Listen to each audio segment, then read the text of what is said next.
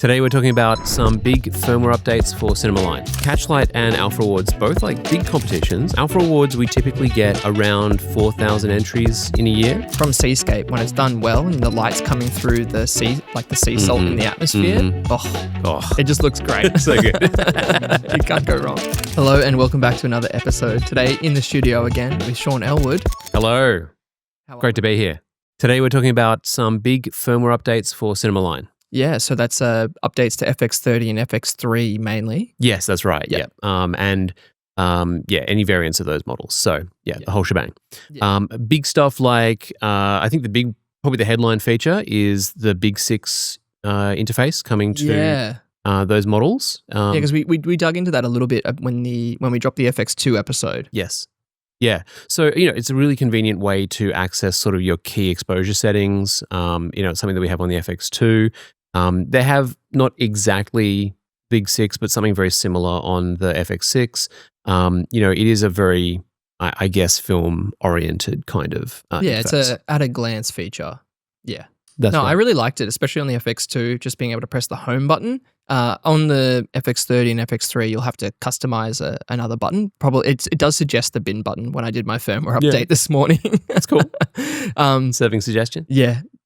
Do with it what you may. But I love the Big 6. Like it is really nice to be able to, especially when you're using an external monitor, so you can have a clean feed out and then just have that, those critical pieces of information like white balance, codec, frame rate, brief overview of audio channels, and it's not in small text, around the border of your image. Yeah, 100%. I think it's a classic for combining with an external monitor, right?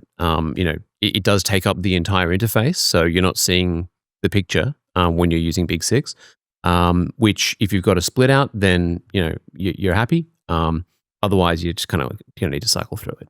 Yeah. But yeah, cool update. We also get some new features for slow and quick recording.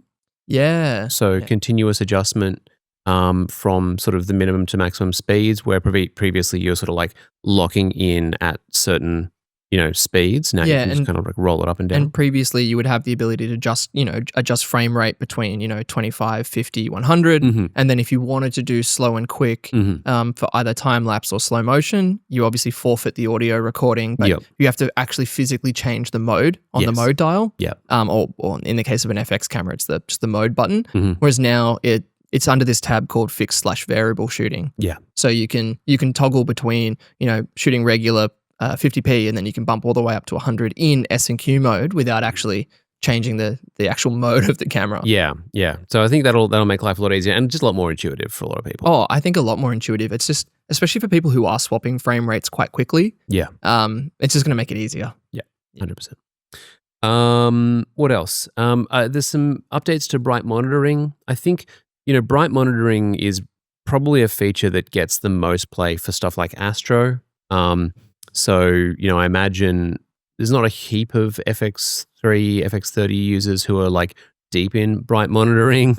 But hey, updates to that are always welcome. Yeah, there's some small little things like if you've ever played around in a Sony menu and you'll turn on one setting, you sometimes notice that another setting might be grayed out or things like that. And traditionally, a lot of those things were around like manual or focus assist and things like that where, when you turn on a certain feature, it might just gray those out briefly. Yeah.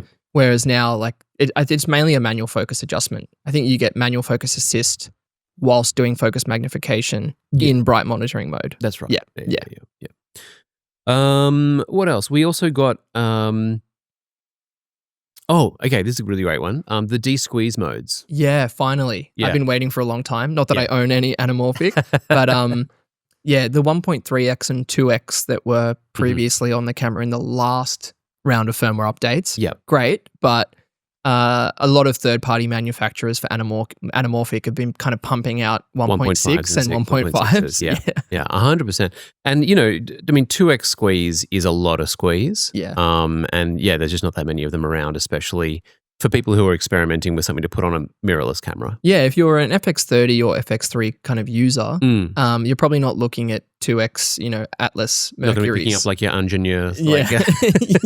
You're not picking up a $80,000. No, probably not on the shopping. Yeah, so it's kind of putting it more on par with some of the even E-mount native Yeah. There's plenty of them out there. As opposed to adapted stuff. But just kind of bringing it more in line with a few of the other products that are on the market. Yeah. This can be a great, I was going to say toy, but they're a great tool. Yeah. Yeah. What else is in there? Support for Blackmagic RAW. Yes. So this already had ProRes RAW. But this is a nice sort of addition. I think just supporting different workflows depending on how you want to capture, what you want to use to capture. Yeah. We do sort of say if you want to know specifically what recorders are going to work, you need to go and speak to Blackmagic about that. I think currently it might only be the Blackmagic Video Assist. It seems that way. Yeah. But just opening up more options for flexibility, just because the ports on the FX, actually most of the Alpha line now, but the actual HDMI port is capable of 16-bit RAW. Yep. And now it's just kind of a matter of time before, third-party product kind of catches up to what that port's actually capable of. Yeah, 100%. I do think a lot of people coming from stills think of RAW as being like a huge step up from your compressed standard. And I think in video, that's a much blurrier line, where probably for a lot of people, you don't necessarily need RAW.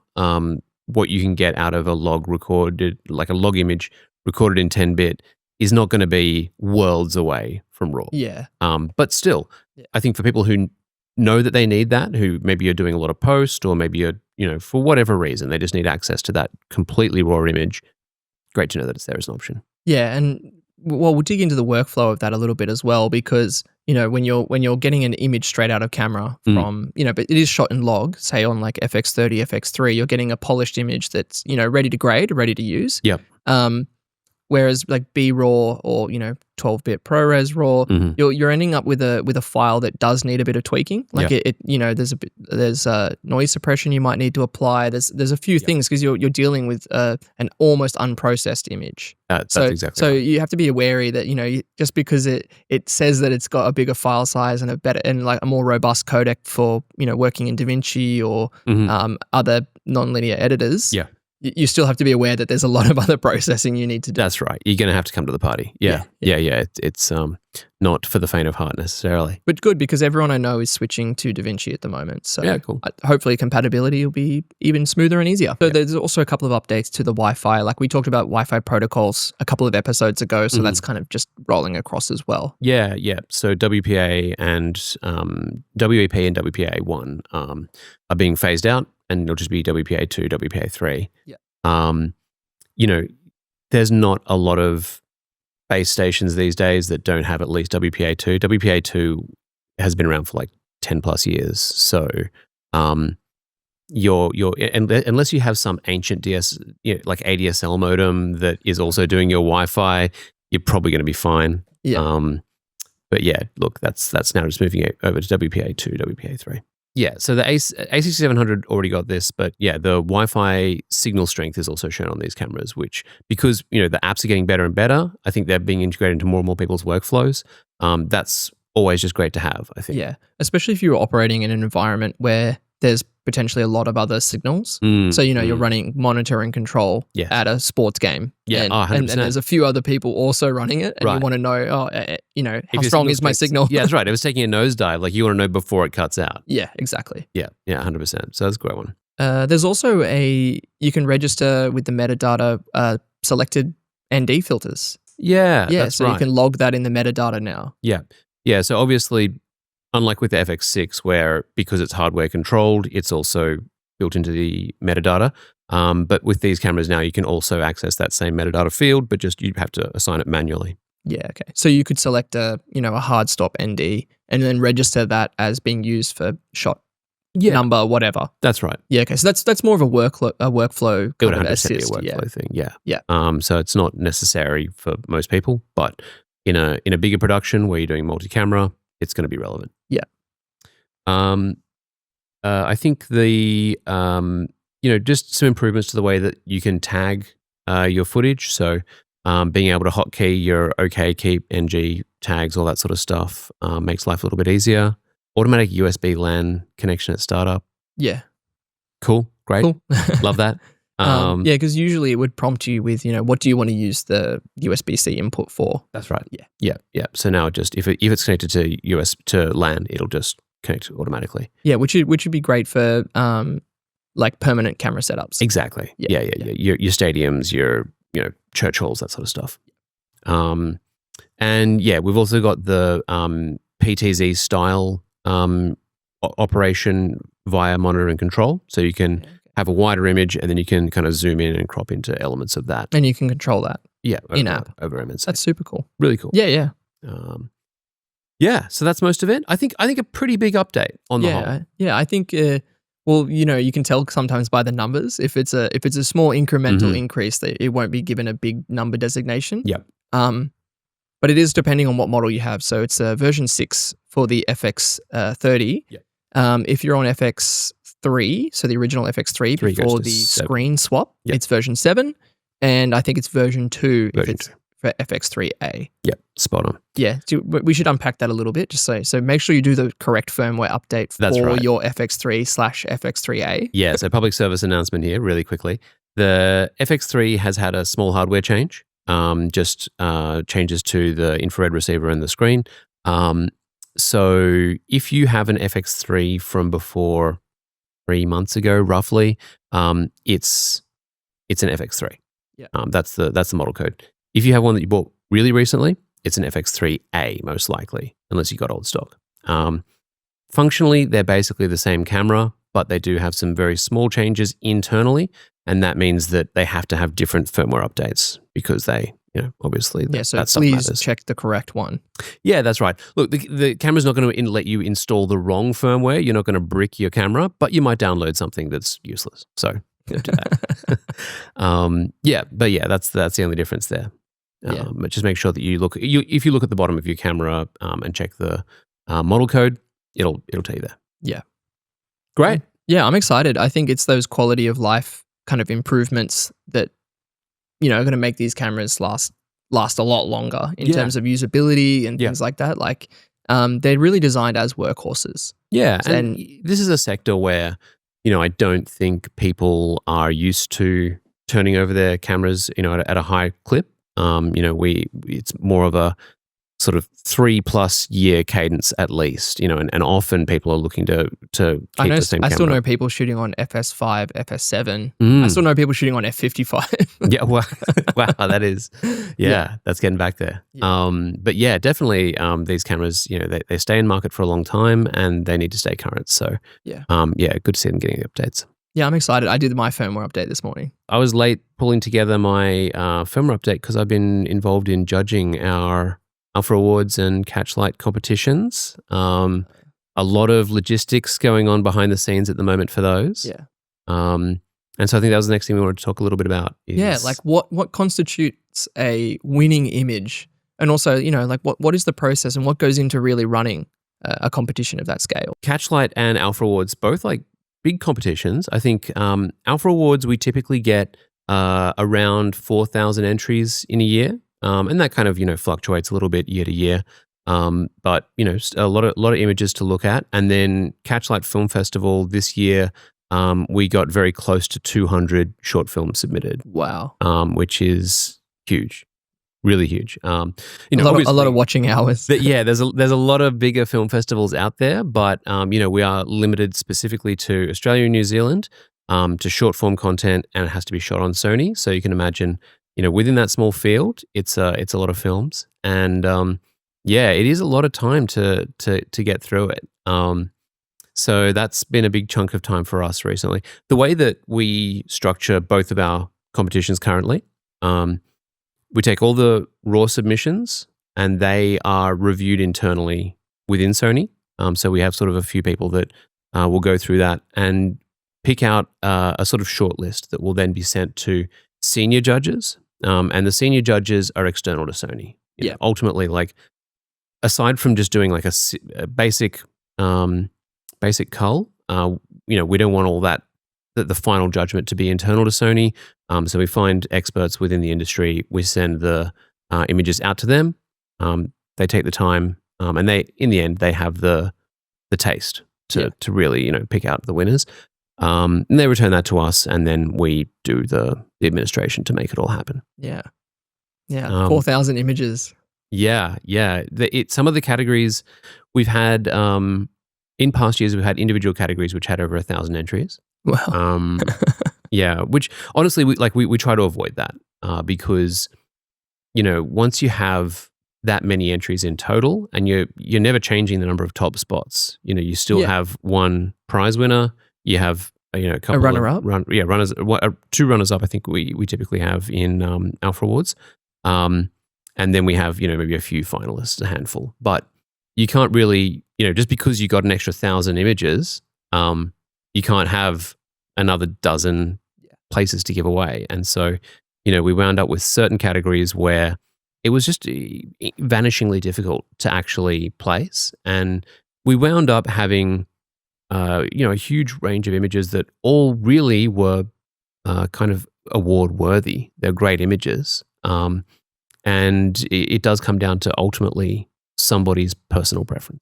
Yeah, and that also informed the decision to kind of split up some of the categories this year. I think we've talked about that previously, but just dividing up so that underwater has its own category as opposed to being lumped in with seascape. Because the technical side of that style of photography can be very different, and the subject matter again can be very different. 100%. Yeah, and that's actually something that we've kind of been doing as an ongoing process over the years. So we had our first big break was when we broke off seascape from landscape. So for a long time, landscape was this huge category, and arguably the biggest category. Yeah, I mean, it was. I think now nature, so more recently, nature became that behemoth.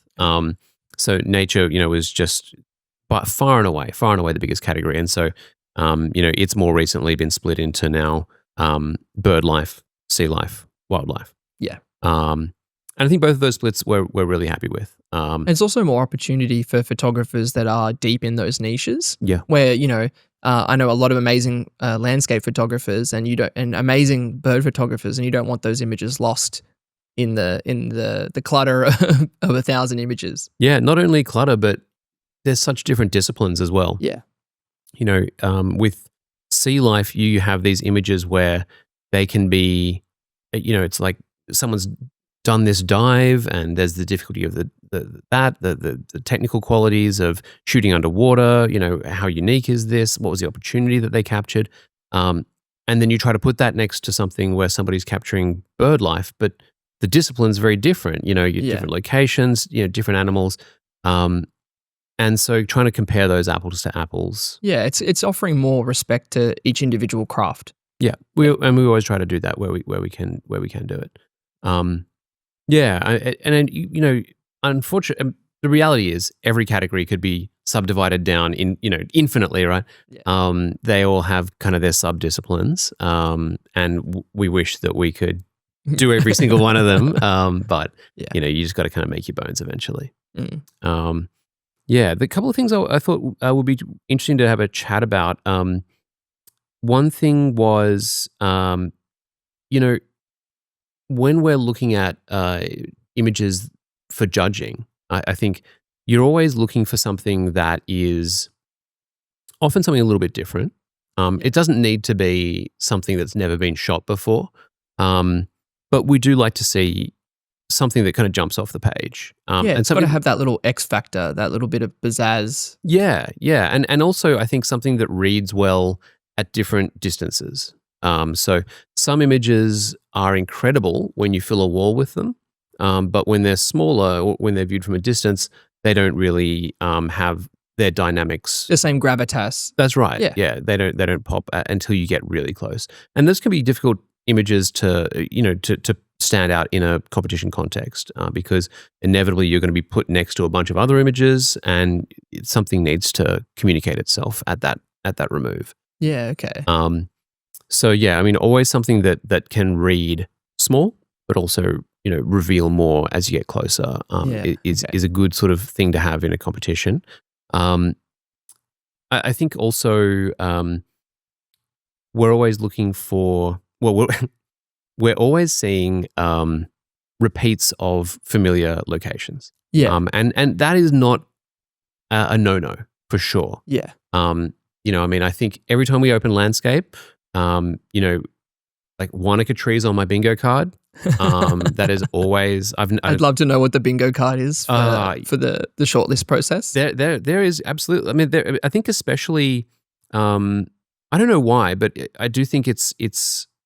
There's a reliable bingo card for New Zealand. I think Australia definitely has them, but maybe not quite. Like Australia probably has like Lake Eyre, or like the Salt Lakes. Yeah. They're always popular. In New Zealand, it's Wanaka Tree. It's going to be Church of the Good Shepherd, especially in Astro. Mount Cook. Yeah, Mount Cook. Mount Taranaki, especially the Tarn, that you can look across this Tarn and get Mount Taranaki in the background. Yeah. And we've awarded a winner to a shot just like that in the past.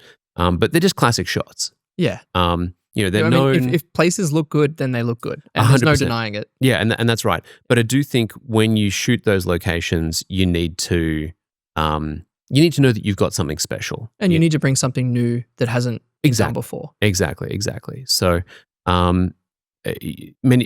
many moons back, we had a winner from Megan Maloney, who's subsequently become an advocate with us. And it was Mount Taranaki from that Tarn. And the thing that kind of was unique about that one was it had this kind of cloud just kind of draped over Mount Taranaki that was completely unique and just looked kind of like it looked like somebody had just laid it there, like a little doily. Yeah. And so that kind of gave it some. And of course, execution was technically excellent. Everything was where it should be. Yeah. Color was great. The time of day was great. She'd gotten lucky, which of course you have to do. Which is obviously an element with almost every style of photography. Yeah, and never more so than landscape. I think you have to have. You got to have the atmospherics, you got to have the light, and you don't control that stuff. You can load the dice in your favor, but in the end, it's going to be what it's going to be. So yeah, I think if you want to visit one of those familiar, well-trodden locations, by all means do it. They make great shots. That's why they're famous. That's why they're famous. But you got to bring your own spin. Yeah, 100%. I do think. Not that I have experience judging photography competitions, but, reading the little bios at the bases of images from competitions like Ocean Photographer of the Year, Alpha Awards, a few of the other competitions out there, sometimes understanding the story that went into creating that image often adds a lot of value to the image itself. Yeah. Not saying that this is going to impact Alpha Awards, but if there's a really accessible location and, the photographer's gone there's great light, that's awesome. But comparing that to an image where someone's, gone absolutely to the ends of the earth to be able to capture something, in my mind, it creates a bit more of a story and a more of a emotional weight for the viewer. Yeah, absolutely. I think we don't, for Alpha Awards, we don't have the bio visible. Yeah, that's right. And it's certainly not part of the judging rubric. Yeah. So it's not something that we ask the judges to look at. But, in the end, it can add a lot. It can add a lot of context. And, in a close field, maybe some element of that can creep in. Yeah. I think it is a great thing to have. And I think if there is a story behind your image, share it. Yeah. Like it's always going to help. Never more so, I think, than in editorial. I think editorial is the area where that's most likely to kind of get some play because, you are telling a story and the context is going to matter a lot. And with 5 images, the images on their own are probably not going to stand to tell the whole thing. So then what you add in text makes a big difference. I think based on last year's Alpha Awards, I think editorial might have been my favorite category. It's a great category. Yeah. It's a hard category, I think. Yeah. And I think it rewards a very different skill set to any other category. It's not about a single frame. And I think it's not something it's not a skill that you develop without actively trying to develop it. Yeah. You can get good at photography. I don't know if you can get great, but you can get good by just taking photos and being like, what looks good? Yeah. Following your taste. But with editorial, it's about putting a set of images together and having a through line and saying, what is my aesthetic, and then going out and seeking that aesthetic, and being very methodical and having a process. Because the link can be subject matter and it can be completely different shoots, whereas you could do an editorial piece on a specific person, a specific location or activity. So it is so open-ended, but I feel like, it's almost like you need a compass on the way in. That's exactly right. Yeah. And you need to be thinking about coverage, like, have I got everything I need to tell this story? Whereas if you're just trying to capture a single image, it's like, does the image look like, is it good? Yes or no? Yeah, that's right. Like it's very immediate. Whereas editorial, you need to be constantly looking at what you've got, looking at what you need to get. It's a much more of a project management really than typical photography. Some of the trends that I think we see coming out in recent years are super interesting. Yeah, I'd love to know. Obviously drone photography, since we started the competition 10 years ago, drones didn't exist like they do now. And because it's has to be shot on Sony, that makes it all the more impressive, because the people using alpha bodies for aerial photography, they're using some pretty hefty rigs. They're probably going to be on a heavy lifter or something like that. Yeah, they're on a probably a custom build, something really impressive. Yeah. Or you can use an Inspire, something like that, but you got to put some effort and thought into it. And of course, we see a lot of helicopter shots. We've always seen those, but the frequency of seeing your top down perspectives, that's shot up. And we do love to see it. It's obviously a great way to see the world. I think Alpha Awards is never going to be the competition for that, unless we bring out an Alpha drone or something in the future. I'm not saying we will. I was about to say get Airpeak in Australia, but I know that's not going to happen. Not going to hold my breath on that one. But it is cool still to see that stuff. We do see, I think when we started out, probably the really heavily overprocessed, oversaturated stuff was more common. I do feel like people have kind of got the message of like, don't overcook every single file. That a bit of restraint is important. And I feel like that's kind of landed in the, in the culture more as well. It's just kind of what people want to see. Yeah, I think it's a double-edged sword, because I was discussing this with Robin, Moon and Tim recently about how if you can get everything you want from the image too quickly, or just say you can get it, you can understand everything about the image very quickly, you have this like, you get the payoff that you get the, oh yeah, I get this image. And then so like you get the very immediate reward of enjoying a photograph. But then in the same token, you're not looking at it for very long. So then another image that you really have to dissect and pull apart, then you enjoy it more because it took you a bit of time. And I find that saturation thing, if you just go, whoa, that's a lot of color, you're less likely to examine the photo as closely. Whereas something that's slightly more desaturated, this is my own personal opinion, but images that don't necessarily hurt your eyes. It's true. Something a bit more subtle, I find, especially with editorial work. You notice that even comparing, say, like landscape editorial, the editorial is often much more subtle. Yeah, it can be. And you really have to sit there and to really like, feel like you've seen all the color in the image. You're sitting there for a little while. Yeah, I think editorial also rewards that kind of reading, I guess, because you've got multiple things and you're comparing them and you're going, what's the through line? What are they? What's the same here? What's different? What's the contrast? Always that's going to be reward that deeper read.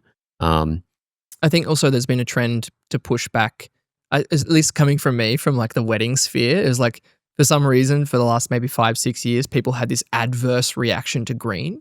And a lot of wedding photographers were bringing down the luminance and then really desaturating the greens. Or if they're too yellow, they were pushing them really green and then desaturating them. And I think recently, at least from my perspective in the wedding sphere, there's been kind of this resurgence of true to tone, or at least more realistic. So I know with my own work, it's I don't want to change it from how it looked. I just want to make it look a little bit nicer. Yeah. I think we've seen both. More kind of earthy tones. Not like necessarily warm. It doesn't always look like it was sepia. golden hour the whole time you were shooting.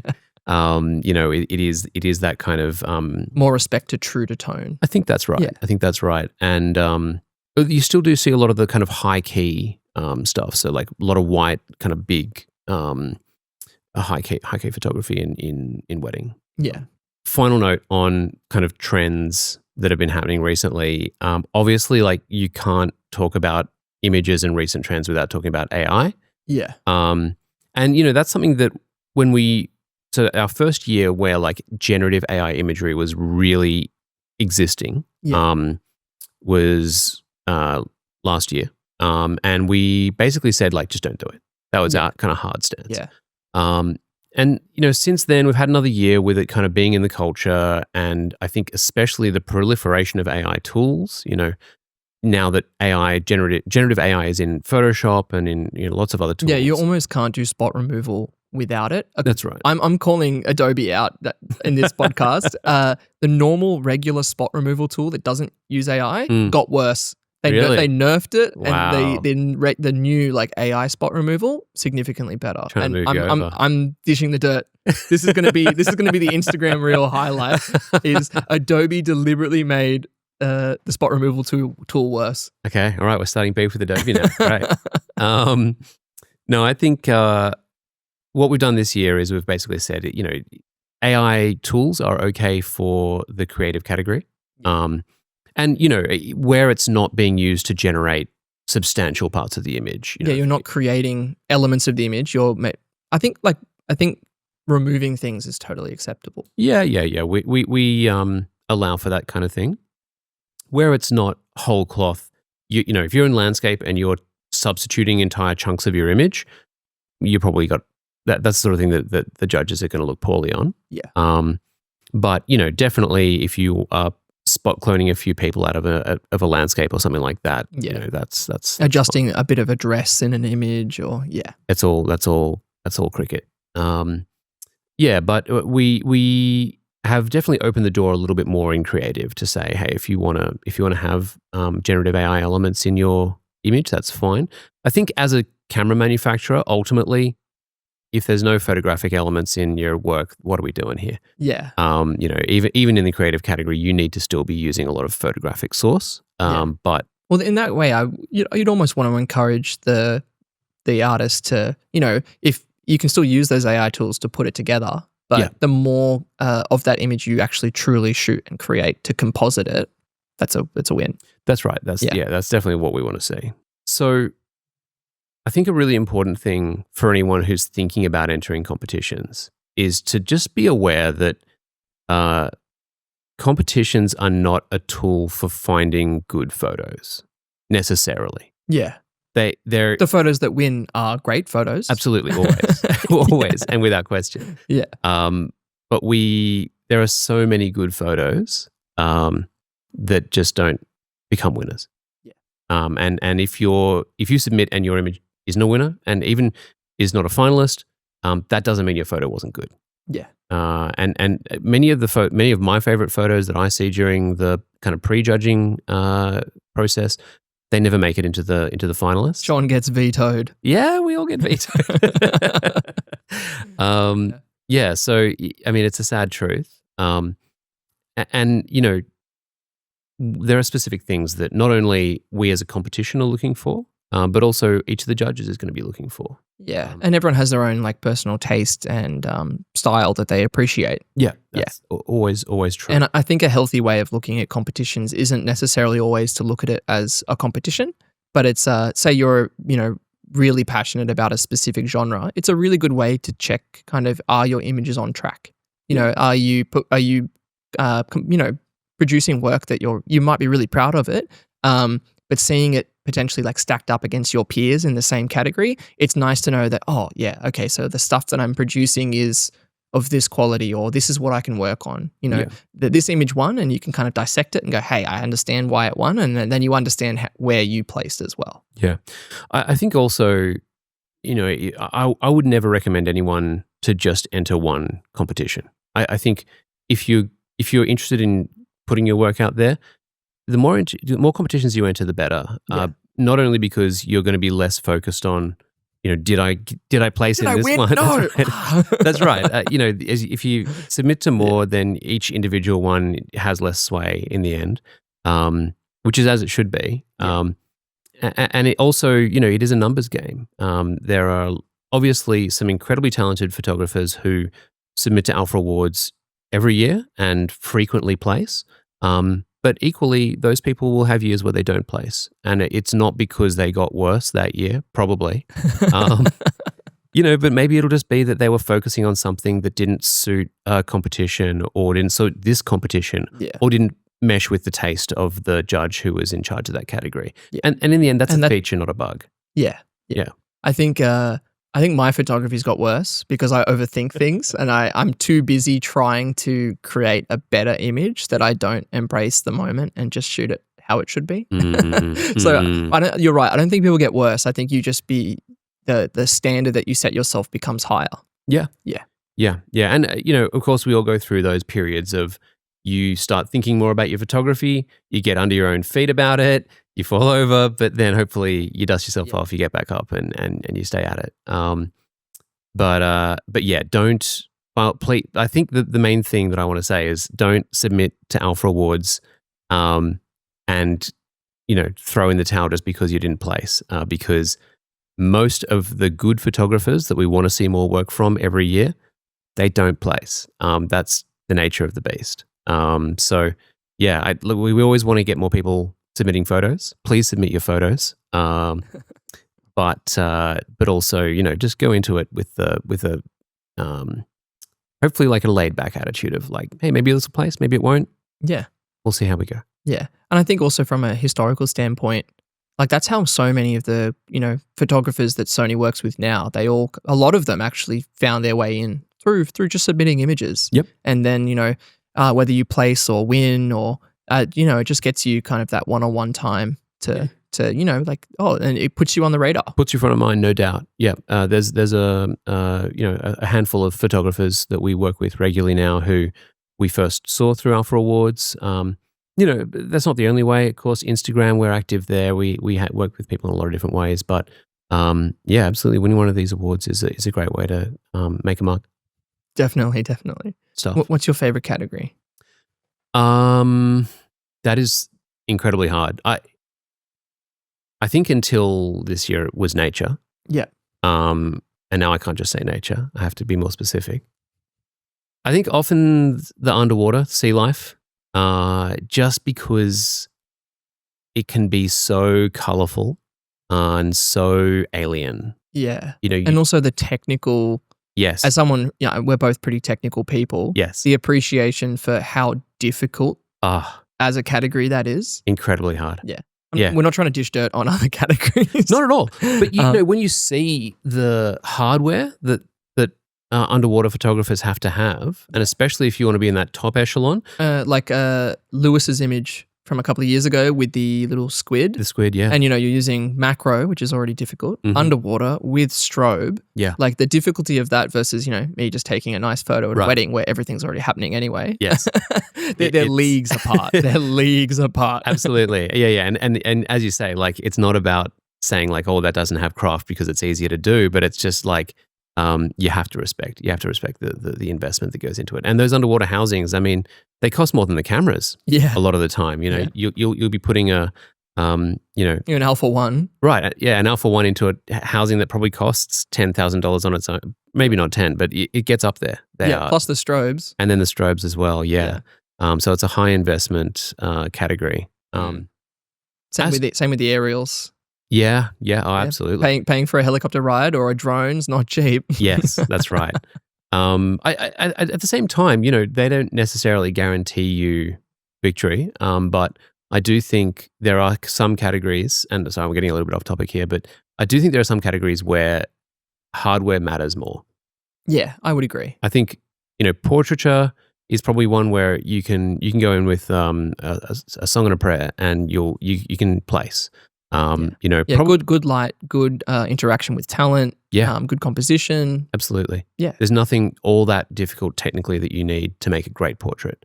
The same's probably true for landscape in a lot of ways. Of course, there are hardware intensive things you can do in landscape. Yeah. but you don't need that to take a good landscape. Yeah.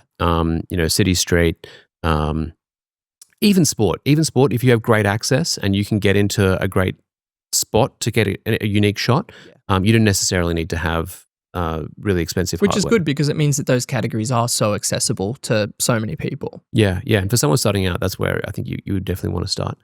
But then, you look at other categories and the top places always have top flight hardware, and it's stuff like, nature. If you don't have a telephoto and a decent body, you're going to have a hard time. It's going to be astro. Oh, well, wide field astro, like really accessible. But if you're doing deep space stuff, like again, you need some pretty bigger hardware for that. Yeah. I think astro maybe also correlates really highly with high-end gear just because even though it's not necessarily expensive, it's a big investment because you need to go out in the witching hour and stand in the cold, in the dark for hours. Yeah. So, just you have to be really into your hobby, and probably if you are, you've spent the money to support that. But yeah, and of course, getting back to it, underwater, the investment is incredible. That's probably my pick. What about you? I've always enjoyed editorial since it's been added, and I think we've kind of already gone over that. Like, I think understanding a photographer's vision and their body of work, not their full body of work, but what they're presenting to you, I find is a really fun process. But I do have a soft spot for Seascape. Yeah. I even though it's a very specific kind of trope in seascape photography, the solo wave taken like really high shutter speed where they freeze it and it's like the wave kind of looks like a mountain or like an object. Can't go wrong. Oh, so cool. I think as well, like in landscape, we've talked about, getting the right kind of atmospheric conditions. Yeah. And getting haze or fog is kind of rare and hard. Whereas from seascape, when it's done well and the light's coming through the sea, like the sea salt in the atmosphere, it just looks great. So good. You can't go wrong. Yeah. Look, I like you. Going back to what you're saying about editorial, I would love to see more people submit an editorial. We get a lot of images in editorial because every submission's 5 images. Yeah. We don't actually get that many submissions in the end. Okay. And I think it's because the bar to entry is higher. You do have to commit to it. But if you're thinking about entering, editorial gives you basically 5 images for one, right? If you make a 5-image submission to editorial, that only counts as 1 against your images you can actually submit. So, do consider it. It lets you put in more images. I don't know if that's a plus or a minus, but I'm only going to do editorial. 25 images. Let's go. It's just a numbers game, baby. Yeah. But I just think the things people can do with editorial are so interesting, and I love seeing, like variations on a theme, all that sort of stuff. Often editorial is full of people doing reportage or doing location-based stuff, and that's cool. But at the same time, if you do like a series of wave shots or whatever it is, and you're just drilling down on a kind of photography, we want to see that too. Yeah, it's all good. So yeah, yeah. So it's coming up. By the time this is released, it'll be probably 2 weeks before Scenescape. We're putting out our shortlisted images on Instagram in the coming week or two. Exciting. So they'll be landing, and then we announce on the second last weekend of September. So Alpha Awards just before the trade show. Amazing. Can't wait. Yeah, I can't wait. All right. Thanks for tuning in. That's been another episode of the Full Frame Podcast presented by Sony.